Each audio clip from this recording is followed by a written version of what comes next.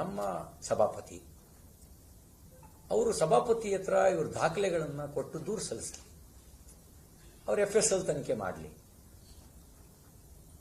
ಆ ತನಿಖೆ ನಾನು ತಪ್ಪು ಮಾಡಿದ್ದೀನಿ ಅಂತ ಆದರೆ, ಈಗ ನಾನೇನು ಮಾತಾಡಿದ್ದೀನಿ, ಅವರೇನು ಮಾತಾಡಿದ್ದೀರಿ ಅಥವಾ ಇನ್ಯಾರೇನು ಮಾತಾಡಿದ್ರು ಆನ್ ರೆಕಾರ್ಡ್ ಸಿಗುತ್ತೆ ನೋಡಿ.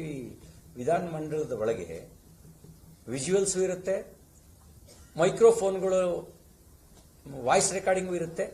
ಅದರ ಜೊತೆಗೆ ಸ್ಟೇನೋಗಳು ಒಂದೊಂದು ಶಬ್ದವನ್ನು ಕೂಡ ರೆಕಾರ್ಡ್ ಮಾಡ್ತಾರೆ. ಅನ್ಪಾರ್ಲಿಮೆಂಟರಿ ಇದ್ದದನ್ನ ಅವರು ಸಭಾಧ್ಯಕ್ಷರ ಗಮನಕ್ಕೆ ತಂದು ಅದನ್ನು ಕಡತದಿಂದ ತೆಗೆದುಹಾಕೋದು ಮತ್ತು ಅವಹೇಳನಕಾರಿಯಾಗಿ ಮಾತಾಡಿದ್ರೆ ಅವ್ರ ಮೇಲೆ ಕ್ರಮ ಕೈಗೊಳ್ಳುವಂತ ಅಧಿಕಾರ ಇರತಕ್ಕಂಥ ಸಭಾಧ್ಯಕ್ಷರಿಗೆ ಸಂವಿಧಾನ ಮಂಡಲದೊಳಗೆ ಕ್ರಿಮಿನಲ್ ಆಗಿ ನಡ್ಕೊಂಡಿದ್ರೆ ಕ್ರಮ ತೆಗೆದುಕೊಳ್ಳುವಂತೆ ಸಂಬಂಧಪಟ್ಟವರಿಗೆ ಸೂಚಿಸುವ ಅಧಿಕಾರ ಇರೋದು ಸಭಾಪತಿಗಳಿಗೆ.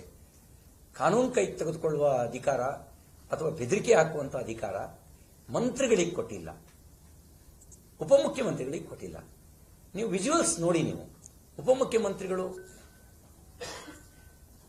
ಮಾತಾಡಿರೋ ವಿಜುವಲ್ಸು, ಕೈ ತೋಳೇರಿಸಿರೋ ವಿಜುವಲ್ಸು ಇದೆಯೋ ಇಲ್ವೋ ನೋಡಿ. ಚಂದ್ರರಾಜ್ ಹಟ್ಟಿಹೊಳಿ ಹೊರಗೆ ಬಾ, ನಿನ್ನ ನೋಡ್ಕೊಳ್ತೀವಿ, ನಿನ್ನ ಗತಿ ಕಾಣಿಸ್ತೀವಿ ಅಂತ ಹೇಳಿರುವಂತ ಆಡಿಯೋ ವಿಡಿಯೋ ಇದೆಯೋ ಇಲ್ವೋ ನೋಡಿ. ನನ್ನ ತಾಯಿ, ನನ್ನ ಅಕ್ಕ, ನನ್ನ ಹೆಂಡತಿ ಬಗ್ಗೆ ಮಾತನಾಡಿದ ಅವರ ಆಡಿಯೋ ವಿಡಿಯೋ ಇದೆಯೋ ಇಲ್ಲೋ ಅಂತ ನೋಡಿ. ಇದ್ರ ಮೇಲೆ ನನ್ನ ತಪ್ಪಿಗೆ ನನಗೆ ಶಿಕ್ಷೆ ಆಗಲಿ, ಯಾರು ತಪ್ಪು ಮಾಡಿದ ಅವರಿಗೆ ಶಿಕ್ಷೆ ಆಗಲಿ.